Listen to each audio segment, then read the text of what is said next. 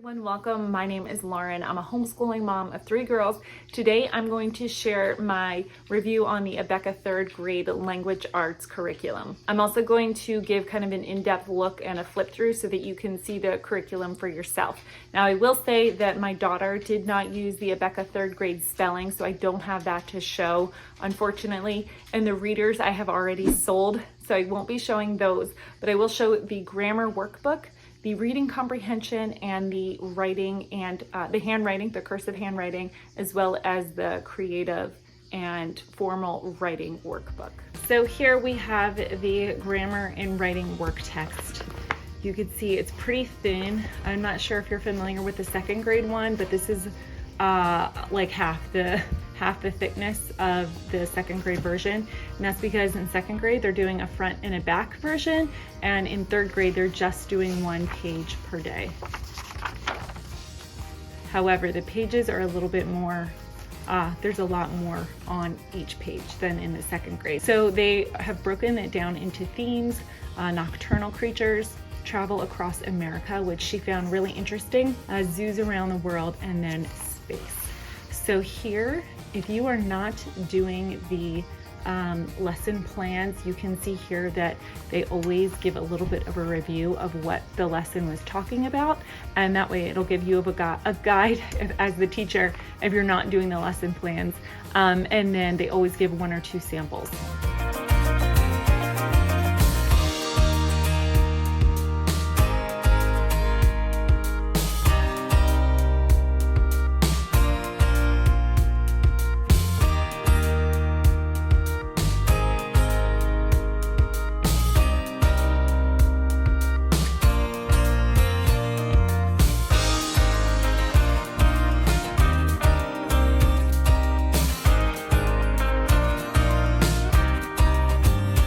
Now, see here is a book report. In their writing program, they do separate book reports, but in the grammar, sometimes they did have writing assignments, but for the most part, as you can see, it's just grammar. So as you can see here, this lesson was obviously about helping verbs. So they would recap the lesson with an example, and then make sure you did exercises on it. And there's only like 6 here and 4 here, so it's not a million. And then here is the remember. So the Abeka is very spiral. They are always constantly recapping and reviewing.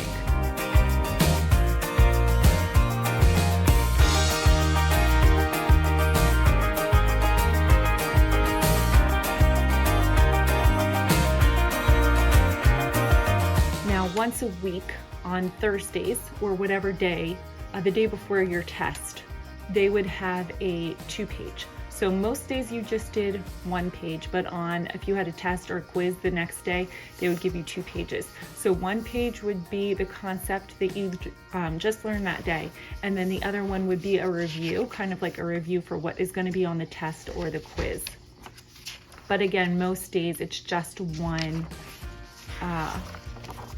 page. So they're writing a letter there. I just love that there's such a variety of different, and I know I say that in all my videos, but it's very true. That's one of the reasons I like it. It also only has the child do a few, like here she just did 3 when she was diagramming sentences, just 3 sentences.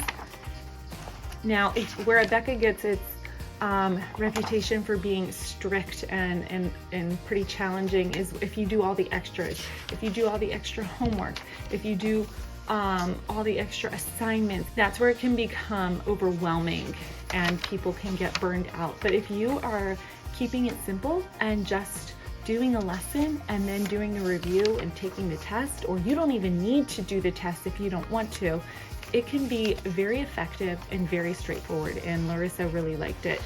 So at the end, and if you're wondering, there is a glossary. So if you're like, what is that one again? Let me just look it up. You need a little bit of a reminder. It has everything. It has examples of how to diagram sentences. It has all the helping verbs, what opinions are, all the rules for plural spelling. So this is actually pretty helpful. Word usage. So is it like, lay down and lie down. It gives you examples for that as well. Here is the reading comprehension. Now these were just given once a week. We just did these once a week, and it's pretty straightforward, just a paragraph or 2 or 3, and then some exercises to test their comprehension. Very self-explanatory, but as you can see here, there's a lot of different topics. Some things are fiction, some things are nonfiction. I think even, they had like an ad for an art competition, and then she had to go back and answer questions about that. So again, you're not just reading dry, boring facts. There's a variety of different things, and then a variety of different exercises.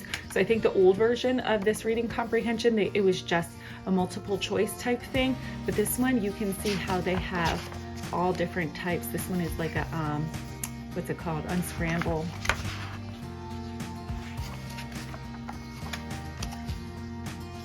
This one was dolphins versus sharks, so a Venn diagram.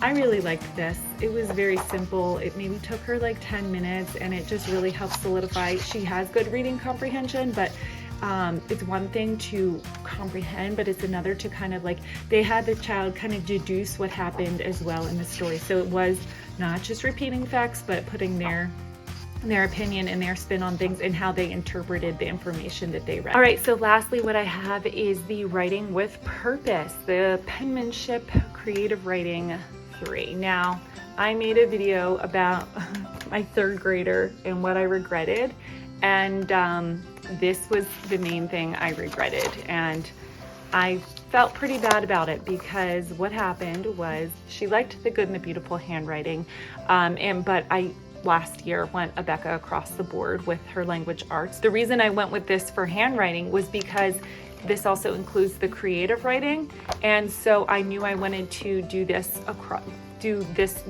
creative writing. So I just figured, let's do it.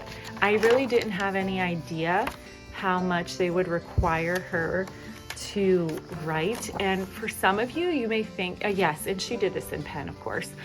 Some of you may think like, that's not that much, but for her, that was a lot. She was spending upwards, and she's a pretty bright student, very, very self-motivated, very disciplined, but she would spend probably like 45 minutes sometimes just doing these penmanship pages, and it was a struggle. It was a battle. She hated penmanship. She went from loving every single subject in school. The year before, she loved handwriting, and she eventually just hated it. And it was because it was so much. And if I was smart, I would have been like, you know what, just do this much of this and then be done. But I wasn't. I was, one of those, we have to do it all. And I wish I would not have done that because it caused a lot of stress and anxiety. And but anyway, so as you can see here, you can see how they all go as I'm talking as I'm blabbing while you are looking. They have to do some just basic words, and then most of the time it's like a passage. So if you are not a Christian and you don't want that, although Abeka for the most part can be used, especially like their math for secular, I would not recommend this because it's pretty much all Bible verses as you can see. So they're doing a lot of Bible verse copy work. If you want to use this, and if I ever use this again, which I honestly won't, because my girls like the Good and the Beautiful handwriting, but if I would just have her trace this and choose one or the other. I would definitely not have her do all of it. It was just way too much. I'll get into what she did like. She did like the writing assignments. Now, for Abeka's handwriting, they are not really known. They're known for having strong grammar and strong phonics. They're not really known for having the best writing, the strongest writing instruction on the parents' end, as well as, for the student, which, trickles down to the student. But what I did like is that they had her they set up an idea of how to write a paper. So instead of saying just write your report on something that you think is interesting, they made her figure out a title. They always had an idea, 3 ideas. So for her animals, it was a habitat, behavior, and the appearance. And then from there, she had to have 2 subpoints. And then from that little outline, she was able to easily write a paragraph. So there were definitely some good things of it. I would say most of it was pretty good, especially because she's just in third grade. So third grade, they're just getting a feel for it. They're not writing pages and pages and pages of book reports. And so I think it's just to kind of get them familiar with it. So it was definitely fine for the third grade. If I had to do it again, I would. So this is a story about the picture. This is just creative writing. Okay. She was very excited. She was like, I can't wait to do this one.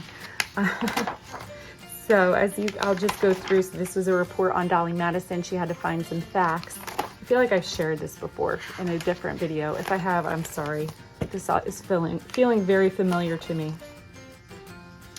A rainy day project. So this is what the story she had to read, and then she had to write a summary, like to summarize it. So they taught them how to summarize. So they did give them a little bit of a variety of different exercises. She had to do a book report. So she had to do the main things, as you can see here. Let me zoom in a little bit. The author, the type of book, all of that. Then she had to write a beginning, and I don't know. The only thing is that Abeka, I wish you would just give an example of what a good paragraph. They give a good example of what penmanship should be. They don't give any example of what it should be. So I'm like, am I being too harsh on her? Am I being not harsh enough? Like, I don't know. That was my only complaint. They didn't give the parent enough, like, what are we looking for when we edit this?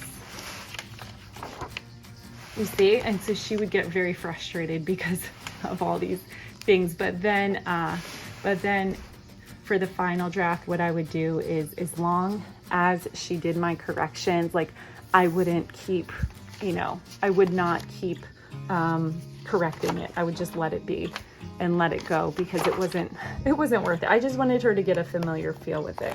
So you can see these are extra. So that's kind of an overview of what their handwriting and their penmanship looks like. I'm just going to run through this really quickly because I've already shared this before, but this is the teaching charts, and this is the only manipulative / hands-on item that you will need for the third grade edition. Now, you do not absolutely need these. They're not 100% necessary, but they're nice to have. So it's going to review things like the kinds of sentences. Here's a diagram so they can practice that. We just stick it in this folder so she was able to practice it with a dry erase marker. Use a comma. So if, for example, it would say in the lesson, have a child review the comma rules that they've learned so far. So if you've only learned the first 3, they would recite those first 3.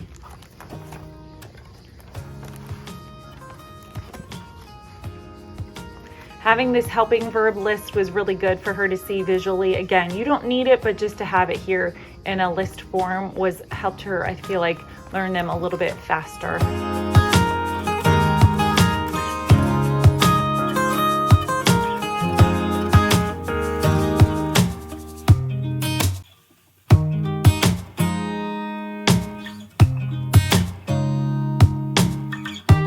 This is a word web. This will be used when they are learning to write like formal like reports and book reports and things like that, is when they will use a word web.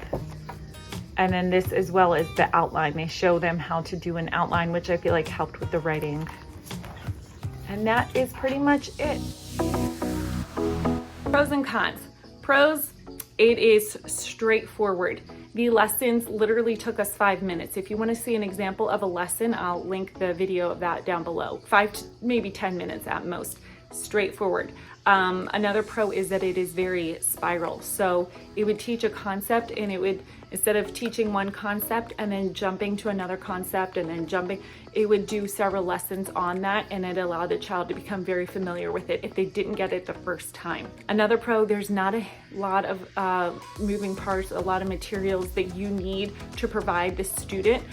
You really just need, if you want to do the lesson plan book, you can just do the lesson plan, and then the charts that they had, they were not even used every day. They were used maybe once a week or so, maybe once or twice a week for the charts. Otherwise, it's literally just you and the student a piece of paper or a whiteboard or a chalkboard, and then the workbook that they would use for reinforcement. And then the pages, it was just 1 page a day. They offer a variety of different exercises so you don't feel like you're doing the same exact type of thing over and over again. I know some curriculums have the same type of pattern every day or on a weekly thing, and it just kind of feels repetitive and dull. Some people like that. I shouldn't say it feels repetitive and dull because it works for some people. For me and my kids, it works really well because I think that we've used curriculum before like that, and it just they didn't really like that. They like when things are switched up a little bit. Another pro is that it is a Christian-based curriculum. If you are a Christian and looking for that and want to have that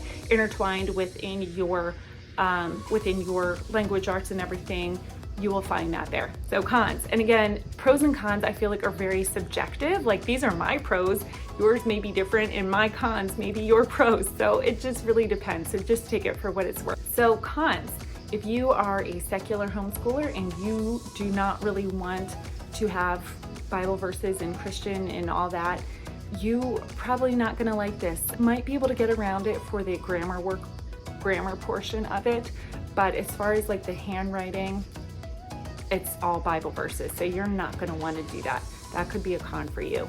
If you want something that is more alive, it's using literature, it's using art, it is using more of like a Charlotte Mason approach and feel to it, you're not going to want to do this. This is very traditional. It's a traditional way of learning. So for me, that's not a con. I don't mind traditional, but if that's what you're looking for, then it might be a con for you. Another con is if you do not like worksheets, this might not be for you either. Again, this 3rd grade version is not very worksheet heavy. It's only 1, and then once a week it's 2 pages. But if you're like, I don't really need that, I only want them to do maybe 3 or 4 practice examples, then that might not be for you as well. I feel like all my pros and cons are like just juxtaposed to each other. But anyway, and if you like more of a weekly, like, all right, on Mondays, I know I do this type of exercise. On Tuesdays, we do this type of exercise. Wednesdays and this, Thursdays is this. And you like to have that week to week. And by you, I mean you and or your child. And that works better for you, having you know what's coming on what day. Then you might not like that either. We did know that every Friday was a test. That's kind of how we structured it. And then, but if you want the same exact type every single day, then the exercises, again, as you can see, we're very different each and every single day. And then if your child does not like color, again, this one doesn't have too much color, not as much as like the kindergarten 1st and 2nd, but there is some color in there. It's definitely not black and white. That's distracting. This may not be a good fit either. So hopefully I'm sure I'm missing some, but hopefully I covered most of the pros and most of the cons to Abeka, and this is not just for 3rd grade. Most of the pros and cons is going to be for the kindergarten, 1st, 2nd, 3rd grade, for most of Abeka as it is. If you're interested, I have done a review on kindergarten, 1st grade, and 2nd grade, and then I just now did 3rd grade. So if you want to go back and check those out, I will leave them in the video. I have a whole Abeka playlist, so there's lessons with us, there's flip throughs, there's everything that you can hopefully think of. If you have another idea, let me know. So if there's any questions or you need clarification on anything, please feel free to leave a comment down below. I would love to be able to answer that to the best of my abilities. Thanks again for watching. If you have not subscribed, I would love if you would subscribe to my channel so that you can see more content like this, as well as if you want to hit the like button so that if you found this video to be helpful. Thanks again for watching. I hope you have the best day. Until next time, see you later.